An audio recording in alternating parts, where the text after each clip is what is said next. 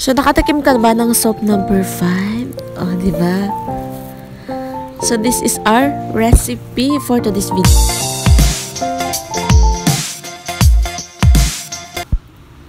So, yung una natin gagawin is maglalagay tayo ng oil.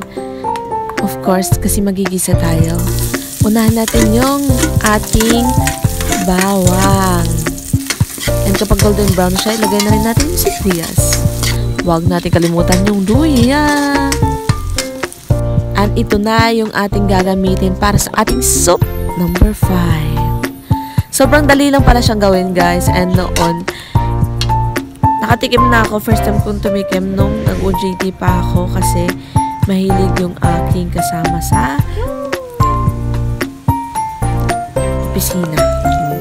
So, naglagay lang ako ng fish sauce, nor soy sauce, and black pepper. And wag na natin kalimutan yung ating food coloring o stay with this. Much better para mawala yung lansa.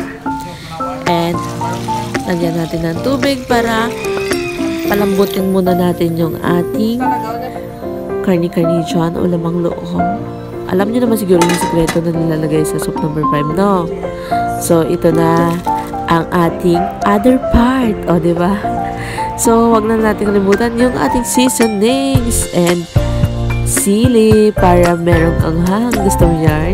And lagyan din natin ng string onions, of course, para dumagdag sa bango ng ating soup. And para lumapot naman yung ating soup is lagyan natin ng cornstarch. Opo, yan yung main ingredients. Pero yung main ingredients talaga dyan, alam nyo naman siguro, hindi ko nababanggitin dito sa video. And this is our soup number 5, full shine. So, by the way, dami daw benefits nito. Isa na dun is yung pampabakod ng inyong tuhod. O, diba? And that's all for this video. Thank you for watching. Stay safe and God bless. Don't forget to like this one.